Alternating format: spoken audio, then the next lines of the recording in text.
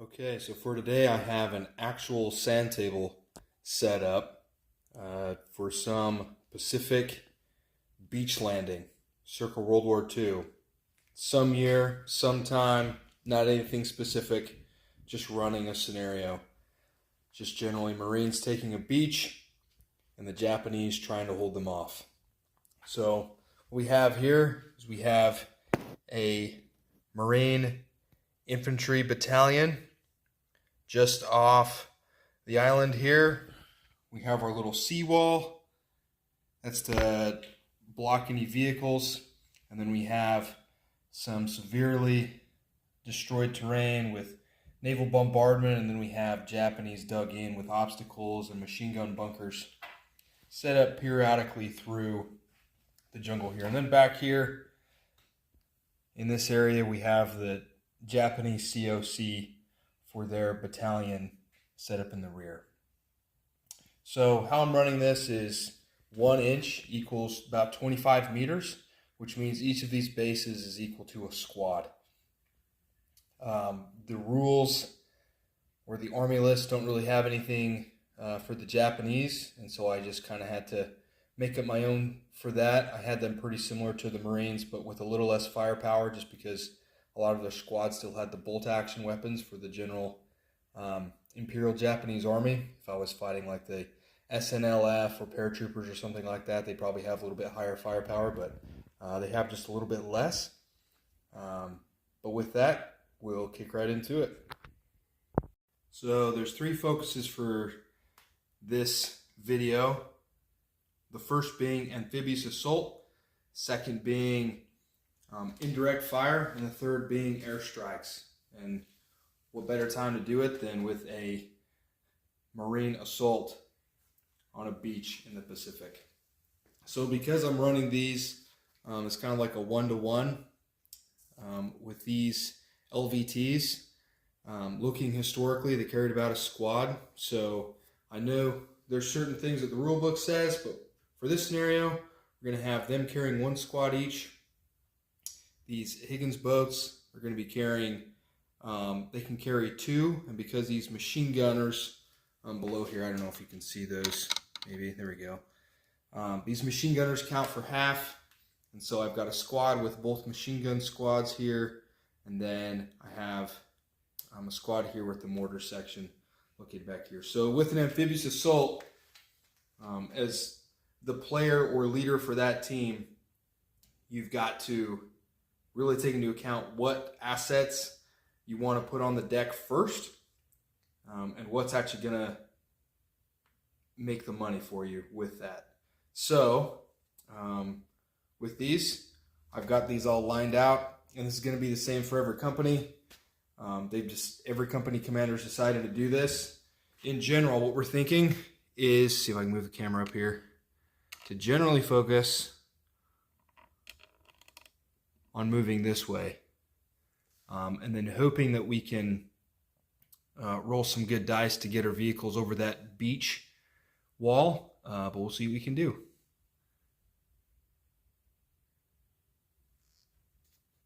So just to fast forward here, now we have the first wave landed on the beach right behind that beach wall. So at this point, the Japanese can still see them. They have observation on all the Marines, but right now the Marines have a save if they roll a 5 or higher with any hit, just because of the height of that seawall. So right now the Japanese opted to not expose their machine gun bunkers here overlooking the beach. You can see they can see all the Marines there because we're having 1 inch equals 25 meters. They're really all within range as soon as they get up to that seawall, especially they're within range of the machine bunkers. But they're opting to not open up yet. Obviously, I know where they're at, but for the sake of the scenario, they're not yet exposed. As you can see, they've got an anti-tank gun back here, and they have another one up here in the front. But they haven't exposed those yet because their weapons couldn't quite sink any of the amphibious ships moving into shore. And so if you do have weapons that can do that, the rule book states that 1 hit is more of a disable. 3 hits, everyone's destroyed. I kind of like to just say, hey, you know what? As long as they're within 4 inches of the beach, that's kind of like the zone that they can hop out and kind of tread water and get to the beach. And so I'm going to just treat it just like any other infantry riding in a vehicle, where if the vehicle's destroyed, the infantry take a quality check. If they pass, then they get to wade ashore, but of course they're a lot slower because they're actually wading through water. But the first wave got on deck, and now the LVTs are committed, and now the Higgins boats are going to turn back around and try to pick up the rest of the battalion. This boat back here, that can carry 1 tank at a time. It's going to have to turn around in order to bring the rest of the platoon on, including that Calliope. I'm going to bring this Sherman up just to make sure that I have clear fields of fire before I bring on that asset. Okay, so this is just one sector of the battlefield. The Japanese do have the ability to call in their 75mm mountain guns. However, there's a lot of registered target on the beach, and this is not the only sector of the beach under attack. So the Japanese have a couple of mortars in the rear, and so just to check if those guys are on their toes, if they're ready, we just need to roll for their availability. And so all I'm going to do is I'm going to look at this table in the back of the book. Really, it's on the quick reference sheet just to see how many are available to us. I rolled a 5. We got battalion mortars, so the first one's available. Roll for the second, and that's a 6. So I have both mortars available to me. So those are just 82mm mortars. They did have observation at this point here and this point, and so that's where we're going to focus our fire, especially here where this tank is. And so we're going to center it here, and we're going to center it here. That's where my fire is going to come from. Now what we want to do is we want to see how many 75mm mountain guns are going to answer the call for us. All right, so we're going to look at our towed units here on the Western style. We're just going to say, and we rolled a 5. So that means we get 2 units available to us. All right, so with them, I'm going to focus my mountain guns on this area here. With this guy that failed his check, there's a nice burning hulk there, and so he's able to see that. So the key with both of these is I have to declare who's actually observing for these, and it's pretty easy. These guys are observing for these 2, and then these guys are observing for these. Now they can see the outside of both of these markers, and so that makes it a legal move there. So basically what I'm going to look at here is the fire index. So looking here at the fire index for first 82mm mortars, it's got an index of 3. So first I've got to roll here to see if I even hit. So I've got to roll a 4 or higher to see if they're effective. So just moving right to left. So the first one's ineffective, second one is ineffective. That makes sense because they're shooting in the sand. And then we got these 2. That one's effective, and the second one is also effective. So these 2 have reduced effectiveness, which means you're going to -5 from their fire index. So the 82mm mortars have a fire index of 3, and so that means they're -2, and so that means they're just not effective. And so then we got over here, they are effective, and they have a fire index of 5. So you're going to come down here to the area fire resolution chart here with a 5. So that means they're definitely suppressed, but if I get a 5+ for any unit inside of these 2, that means they have to take a quality check. So we'll see what these Marines have here. So starting from the right and moving to the left. So that was a 4, so they're just suppressed, and the second Marine group is a 2, so they are just suppressed. So what I'm going to do is I'm going to grab these other markers here. I've got the indirect fire suppressors marked here as orange to help me remember. And these fellows are going to be suppressed until the Japanese next indirect fire phase. So that's kind of like a rough swag on how to do that. It took me the longest time to figure out where this firing table was and the rules that talked about it all the time. I flipped through it and finally I managed to turn to the very second last page of the rule book and finally found it, and then it all made sense. So if you're having issues finding that, I would check the back of the book. Okay, so now the Japanese turn is passed, it's back to the Marines. So now this whole front line is pretty much opened up with zero effect along the whole line. Just some really bad rolls from the Japanese. So at this point, the Marines are now going to declare where their shots from their units are going to be. So off the coast, per the scenario, the Marines have a cruiser, a destroyer, and a battleship. Now once again, those ships are all supporting the entire front, and so the odds of them getting support is slim. However, according to the book, if you get a 2+, then you are able to get that support. So we'll try it for the first, got it for the destroyer, got it for the cruiser, and not the battleship. So there is always a chance that you don't get it. So with the destroyer and the cruiser, the destroyer has 1 unit of fire, and it is an index of 8. And the cruiser has 2 guns, and you have an index fire of 12 for that. So what we're going to do here is we're going to lay down the same tiles here. And because we're pushing, see if I can make sure the camera's looking where I want to look. Because we're going to be pushing over in this direction, and we know where all these positions are, we're going to start off by trying to hammer these bunkers.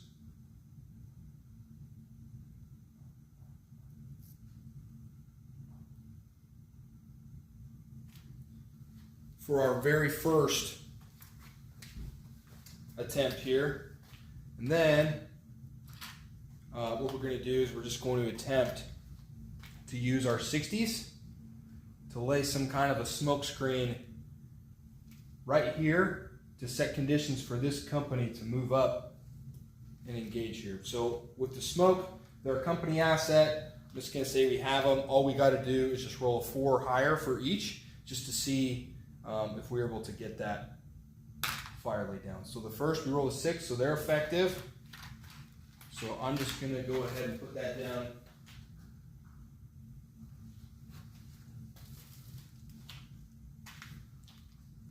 So first plume of smoke here, good. For the second, not effective. And the third, which is going right here, is not effective. So it looks like the Marines have just a little bit of cover. Well, it looks like this machine gun here impacting their approach. So now again, what we do here is all we got to do is roll to see the effectiveness.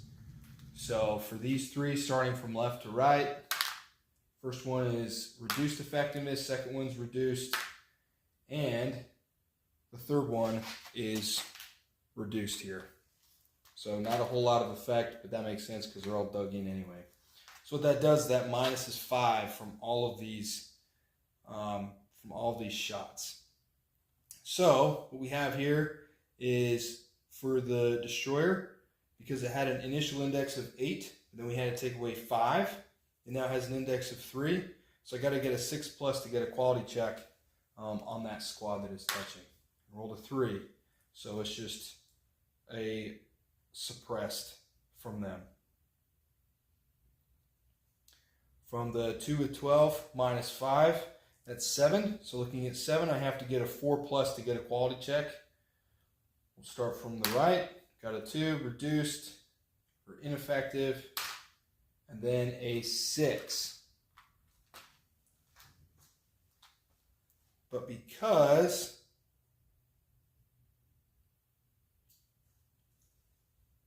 it's a soft and heavy cover and it has 7, it's just suppressed. So this machine gun bunker here is suppressed. So let's grab all of our orange things here. I know this might be a little bit confusing. If you're following along in your rule book, it'll probably make a lot more sense. So this guy's suppressed, and this guy's suppressed.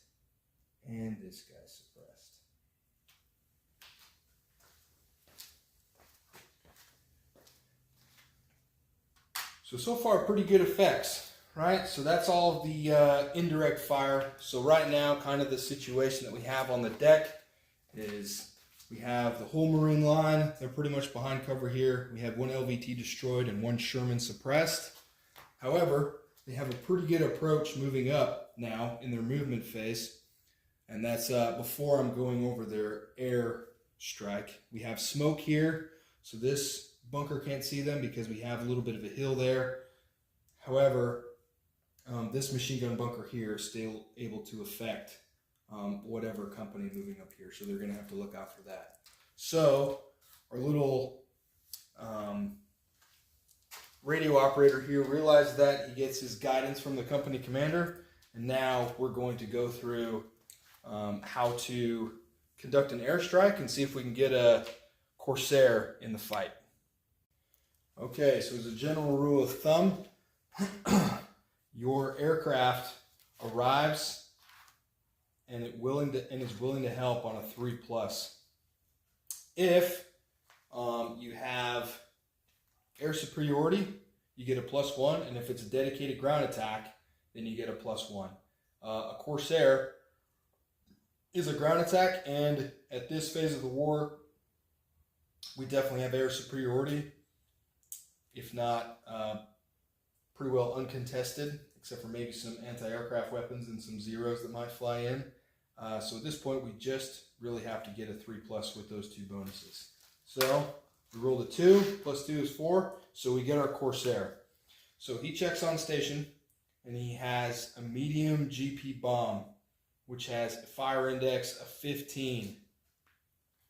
So we're going to put that strike marker right here on this machine gun bunker, because we want to make sure that that doesn't mess with us. So what we do here, we have the zone radius. We see that the fire index for that bomb is 15. And so what we're going to do is we just have to roll. And we got a 5. So that means we get full effectiveness from that. So looking here at our fire index table, we have a fire index of 15, and it's soft and heavy cover because we have a machine gun bunker in there. And so looking at it, it is, if we get a 6+, then it has to take a quality check. Otherwise, that thing is definitely suppressed until my next indirect fire turn. And I rolled a 2. So not the greatest, wish we would have knocked that out. However, it's still suppressed, which means it has a reduced capability when that company rushes forward. So hopefully we can keep that up and they don't get caught in the open and all those guys are unsuppressed. So I'm going to take a brief pause here, and then we're going to move this company up to the attack, and we'll see how this goes.